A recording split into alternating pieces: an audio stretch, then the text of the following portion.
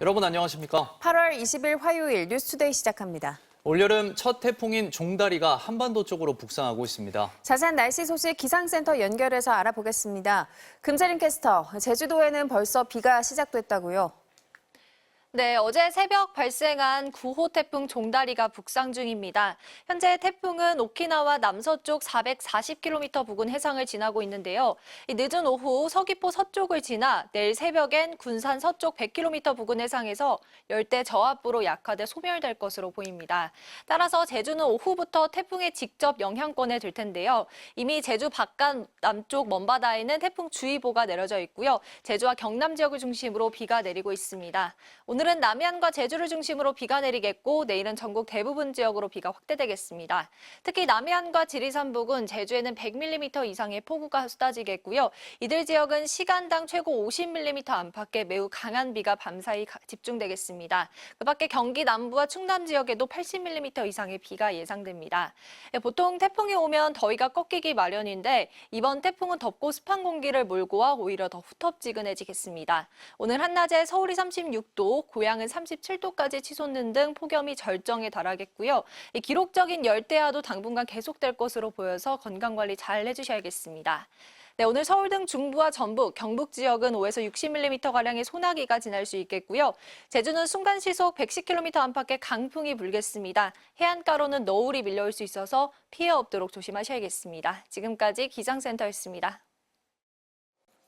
어젯밤 김포시의 한 가구 공장에서 불이 나 한때 소방당국이 대응 2단계를 발령했습니다. 공장 기숙사에 있던 직원 14명이 대피했고 불길은 6시간 만에 잡혔습니다. 구민지 기자입니다. 건물 내부가 시뻘건 화염에 휩싸였습니다. 출동한 소방관이 물줄기를 쏘아보지만 불길은 사그라질 기미가 없습니다. 어젯밤 11시쯤 김포시 대곤면 상마리에 있는 한 가구 공장에서 불이 났습니다. 소방당국은 화재 1시간 반 만에 대응 2단계를 발령하고 소방인력 200여 명과 차량 70여 대를 동원해 진화에 나섰습니다. 하지만 불에 잘 타는 목재가 많아 진압에 애를 먹었고 화재 발생 6시간이 지나서야 큰 불길을 잡을 수 있었습니다. 이 불로 기숙사에 있던 공장 직원 등 14명이 마을회관으로 대피했는데 다친 사람은 없었습니다. 걱정되죠. 저도 그 옆에서 농사 짓고 있는데 그쪽 뒤쪽으로는 또 화학공장들이 많아요. 화학공장 불 붙을까 봐. 소방당국은 가구 공장 작업장에서 불이 시작된 걸로 보고 정확한 화재 원인을 조사하고 있습니다. 아파트 단지가 정전돼 어둠에 휩싸였습니다. 주민들은 더위를 못 참고 밖으로 나왔습니다. 집안에 있으면 당연히 온갖 열기 때문에 있을 수가 없으니까. 어제 저녁 7시 반쯤 서울 노원구 월계동의 한 아파트 단지 300여 세대에 전기 공급이 끊겼습니다. 아파트 자체 전기 설비에 문제가 생겨 정전이 발생한 걸로 알려졌는데 정전 약 3시간 반 만에 전기 공급이 재개됐습니다. 차량 화재도 이어졌습니다.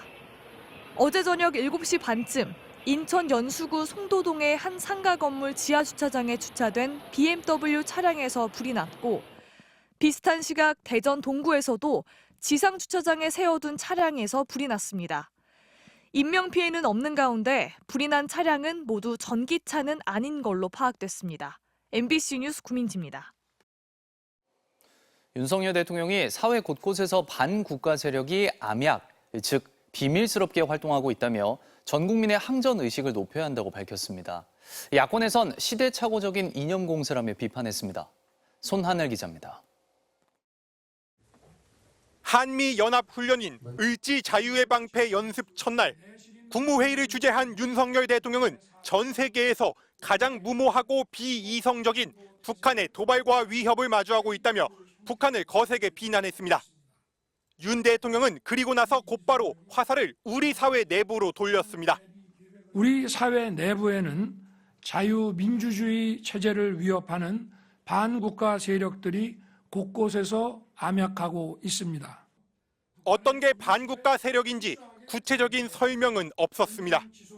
대신 북한이 이들을 동원해 폭력과 여론몰이, 선전선동으로 국론 분열을 꾀할 거라며 전 국민에게 항전 의지를 주문했습니다. 혼란과 분열을 차단하고 전 국민의 항전 의지를 높일 수 있는 방안을 적극 강구해야 합니다. 대통령실은 반국가 세력이 특정 단체를 겨냥한 게 아니라면서 북한의 위협에 맞서 헌법 수호를 강조하기 위한 거라고 설명했습니다. 야권은 즉각 철진한 이념 공세라고 반발했습니다. 빨갱이 소탕 작전이라도 벌이겠다는 뜻이냐, 다시 반국가 세력 타령이라며 반국가 세력이 정말로 있다면 당장 잡아들이라고 비꼬았습니다. 친일 DNA를 드러냈다가 국민 분노에 직면하자 북풍무리를 하겠다는 것입니까? 국민은 그 속셈을 훤히 들여다봅니다. 최근 뉴라이트 논란이 불거진 인사들을 중용하면서 친일 정권이라는 비판에 직면하자 윤 대통령의 발언이 더욱 거칠어지는 모양새입니다. MBC 뉴스 손하늘입니다. 얼마 전 서울대에서 일어난 딥페이크 성범죄 큰 충격이었는데요. 이번엔 인하대에서 여학생들의 딥페이크 합성물을 공유하는 텔레그램 방이 운영된 것으로 드러났습니다. 이승지 기자의 보도입니다. 지난해 초 인하대 졸업생 유모 씨는 익명의 SNS 메시지를 받았습니다. 텔레그램 채팅방에 당신의 얼굴을 합성한 사진과 신상 정보가 공유되고 있다는 내용이었습니다. 유 씨가 채팅방에 들어가 보니 연락처와 학번 등 개인정보와 함께 여성의 나체 사진에 유 씨 얼굴을 합성한 딥페이크 합성물 수십 개가 쏟아졌습니다. 유 씨의 목소리로 노예나 주인님과 같은 단어를 말하는 음성 파일도 있었다고 합니다. 참가자는 무려 1,200명. 방이 개설된 시점은 지난 2020년이었습니다. 딥페이크로 만든 스티커 사진을 계속 저희 이모티콘처럼 올려가면서 한물간 누구누구다 이런 식으로. 유 씨가 해당 채팅방의 존재를 알게 되자 이들은 대놓고 유 씨를 괴롭히기 시작했습니다. 채팅방에서 봤다, 본인이 맞느냐 하는 메시지가 수시로 날아들었고 전화를 걸고는 유 씨가 받지 않자 다짜고짜 욕설을 남기는 이들도 있었습니다. 유 씨가 연락을 받지 않자 보복이 돌아왔습니다. 가해자들은 유 씨 지인들 모습으로 합성물을 만든 뒤 유 씨 때문에 이들이 피해를 보는 것이라며 흉기로 지인을 해칠 것이라고 협박하기도 했습니다.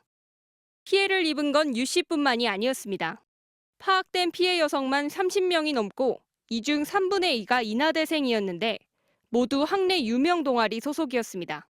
이들은 여성 이름을 나열하고는 투표로 다음 피해자를 고르기도 했습니다. 연예인 1세대, 2세대, 3세대 이렇게 얘기하듯이 저희도 세대가 있더라고요. 단톡방에 1세대 누구는 지금 잘 살아있나? 이렇게 올라오고 얘는 이제 한물 가지 않냐. 경찰 수사를 통해 일부 참가자가 검거됐지만 방을 개설하고 운영한 주범은 여전히 잡히지 않고 있습니다. MBC 뉴스 이승지입니다.